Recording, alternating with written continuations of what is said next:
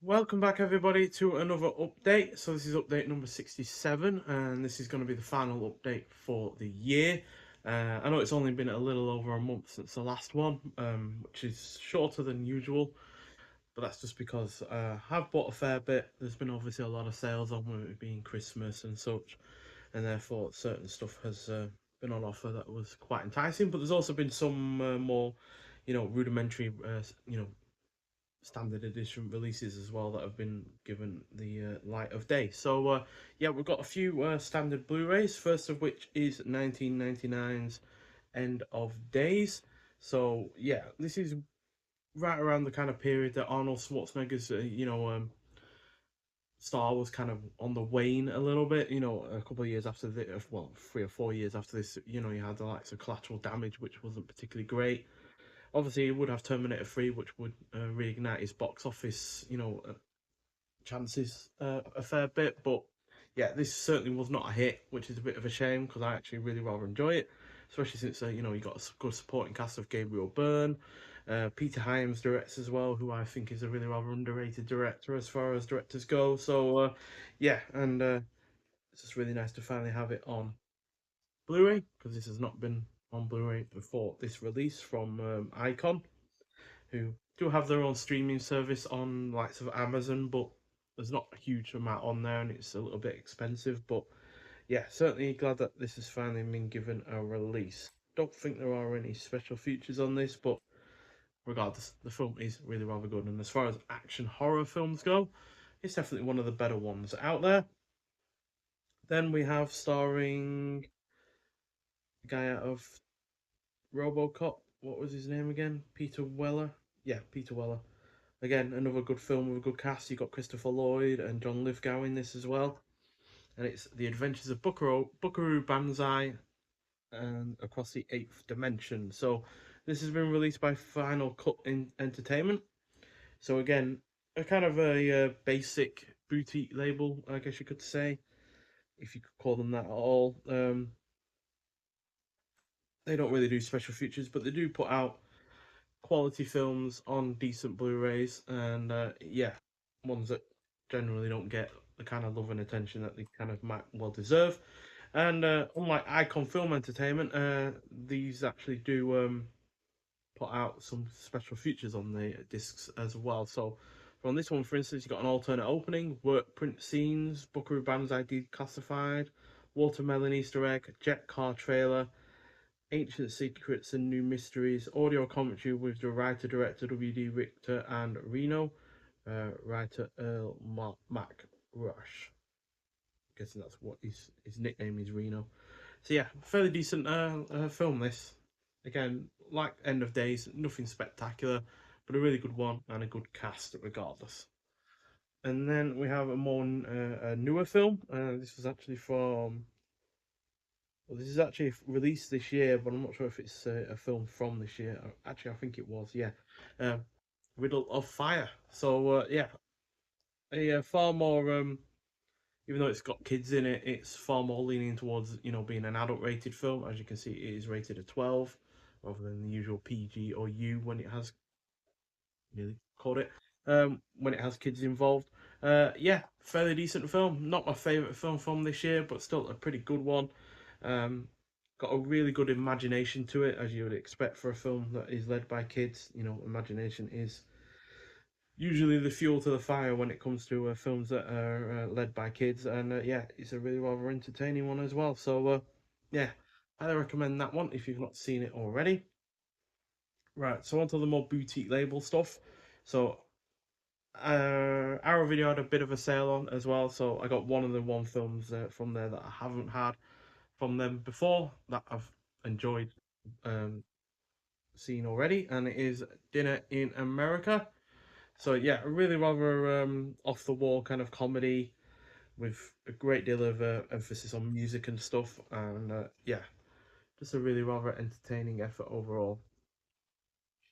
Been a while since I've seen it, a few months now, so can't remember everything about it, but yeah, the cast were good. There were plenty of laughs, and it's got a really, really frenetic editing and cinematography side to it, at least in the first half. which really did set it apart from other similar kind of, anarchic kind of films. And then Screenbound also released a film with an early performance from Seth Green. Uh, body kind of a creature feature horror film, and it is Ticks. So I know this had a release over in America via, I think it was Vinegar Syndrome. Pretty sure it also had a 4K release from there as well. But even though I enjoy this enough, 3 out of 5 and all that, but it didn't feel like it was worth spending a lot of money on it, quite frankly. So yeah, and these screen-bound ones are decent in terms of the Blu-ray, but they're also a lot cheaper to buy. And when it comes to films like this, which I enjoy but don't love, don't you know absolutely adore it or anything like that, it's worth just getting it in a more basic Blu-ray release. And it does have some extras on it. You got a commentary track with the director Tony Randall and actor Clint Howard, moderated by Nathaniel Thompson. You got another commentary track with special effects supervisor Doug Beswick and stop motion animator Yancy Calzada, moderated by filmmaker Joe Bagos. And then you got Under the Skin, the making of Ticks, the making of documentary with director Tony Randall, actress Rosalind Allen, special effects supervisor Doug Beswick, actress Amy Dolenz, writer Brent Friedman, editor Leslie Rosenthal, composer Christopher Stone, and executive producer Brian Yunzer. So, yeah, they don't write the special features on these releases particularly well. As you can see, they're all it's very small, very low down.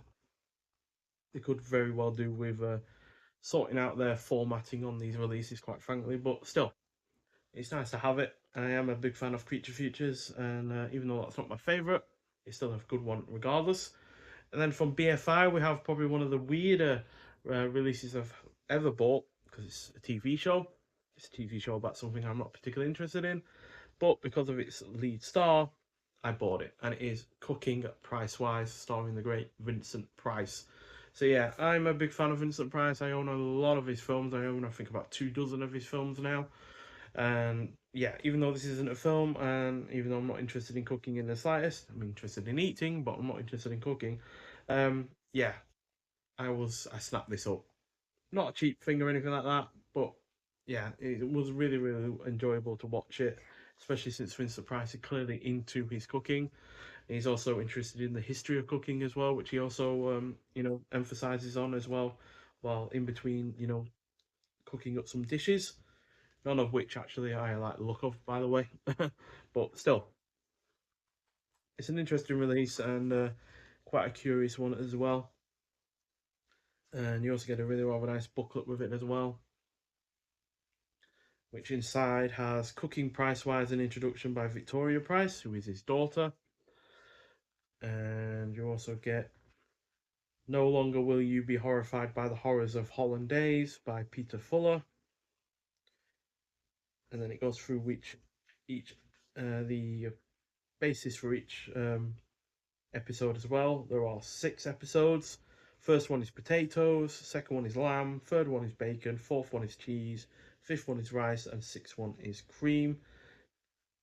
States the dishes that are in each episode as well as when they were recorded and when they were transmitted. So yeah, nearly a year pretty much between when they were recorded and when they were transmitted, which is a bit strange, I guess.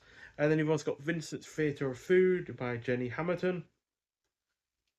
And Can You Think of Anything Richer or Yummier Than That by Vic Pratt. Pretty thick booklet there, quite frankly. A couple of shots from the actual release itself. First one is from Potato, obviously, as he's holding a potato. And yeah, there's also some shorts on here as well. We get Until We Eat Again from 2024, clocking at 18 minutes long. So Future's his daughter Victoria Price. So his daughter Victoria reflects upon her father's love for every kind of cuisine, from fine dining to hot dogs, and his lengthy struggle to teach her how to cook a decent risotto in an interview recorded exclusively for this release. You also have audio commentaries on 3 of the episodes. Then you have Monster Munch, clocking at 25 minutes long from this year as well. So features Jenny Hamilton and silver screen queen of the kitchen and died in the wool Vincent Price aficionado. Jenny Hamilton demonstrates how you too can create three iconic party dishes made famous on Cooking Price Wise. Tucking for a cheerfully cheesy bonanza as Jenny concocts a corking cucumber crocodile followed by a marvellous melon monster before rounding or squaring things off with Price's legendary chessboard cheese board. Yummy. Then we got Kitchen Finder General, clocking at 21 minutes long, also from this year. That's a play on his film Witchfinder General, by the way, which features Jenny Hamilton and Vic Pratt. So prior to partaking in the cheese feast, Jenny Hamilton retires to her 1950s ship bar cocktail cabinet to discuss Vincent Price's writing on cookery and his love of food and drink, as well as talking us through some precious items from her collection of silver screen cookery memorabilia. And then we also have oatmeal porridge from 1940, clocking in at 6 minutes long. So it's a starkly monochromatic contrast to Mr. Price's colourfully indulgent 1970s excesses. Wartime cookery was necessarily more frugal in its focus. So, yeah, it's just basically about talking about how to make oatmeal porridge during World War II. And then you've got another one that's similar in that called Potatoes, also from 1940, clocking at 6 minutes long. Then When the Pie Was Opened, also in black and white from 1941, clocking at 8 minutes long. Then you got Tea Making Tips, also from 1941, clocking at 10 minutes long. And from 1946, an incomplete 1 minute short called How to Cook a Cabbage, but unfortunately that is not complete, so you're not really going to get much from that. Then you got The Good Housewife in Her Kitchen from 1949, clocking at 9 minutes long. And then finally, Centenary Express from 1980, clocking at 7 minutes long, which is a commemorative special celebrating 100 years of UK train catering. Sounds exciting. So, yeah, the presentation itself, though, is presented on a Blu-ray disc in both high definition and standard edition from a standard definition source. So yeah, overall, a really rather interesting one, to be honest. Not for a moment going to say that it's essential viewing or essential purchase. But if you are into Vincent Price's works, regardless of whether it's TV, film, or otherwise, then yeah, it is well worth getting. And yeah, really, really proud to have it as part of my collection. And second to last, we have three releases from Vinegar Syndrome. So they also had a sale on, just like, our video such and such. So yeah, we have An Eye for an Eye, which is a decent Hong Kong action film. Nothing massively exciting or anything like that, but a fairly enjoyable one and a nice release as well. You get a poster with it as well, which has both sides of the artwork that we can see here. I'll show you the other artwork. So yeah, nice enough release. It's got that on the reverse slip cover as well.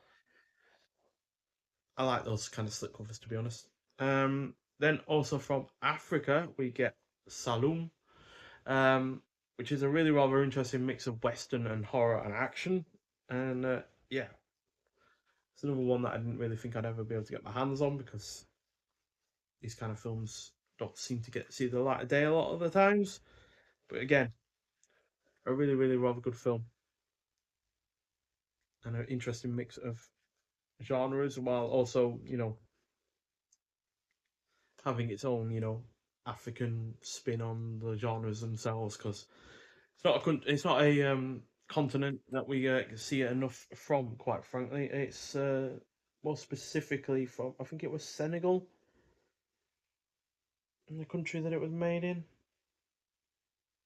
I can't remember now. But yeah, still, it's interesting to have those kind of genres mixed together from, an African perspective, quite frankly. And it really, really does execute it nicely. And then finally, from Vinegar Syndrome, we have Lamberto Bava's Delirium, photo of Gioa. Odd effort, to be honest, especially since even though these two do turn up, there's no real explanation for why. Apparently, some people have said it's the way that the killer interprets the people that he's killing, but that's not really explained or talked about. But this is on 4K. Got it purely because it was a lot cheaper than it would have normally been due to the sale, and it does look fairly good on 4K. It is a film at the end of the day that is all about style over everything else. So to have it on 4K means that you are getting that style come through to the fore. And then finally, from Imprint, who also had a sale on, I got a bunch of their releases because these were all really rather quite cheap. They're either £10 or less. So first weekly we have Carrie, starring the great Laurence Olivier and Jennifer Jones, directed by William Wyler. Quite a dark romance drama, to be honest. Nothing particularly all happy and all that. Something a little bit lighter, we have The Out of Towners, starring Jack Lemmon and Sandy Dennis, which is quite a funny film. If you're into this kind of film where it's really rather quite relentless in terms of its script, then that would be right up your street.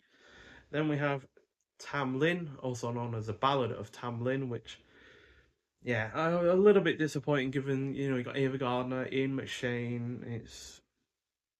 Yeah, it's got a good cast, but unfortunately the plot is not the best executed, quite frankly. Then we have Gregory Peck in Pork Chop Hill, which is a fairly decent. I think it's World War. No, it's Korean War. Yeah, Korean War.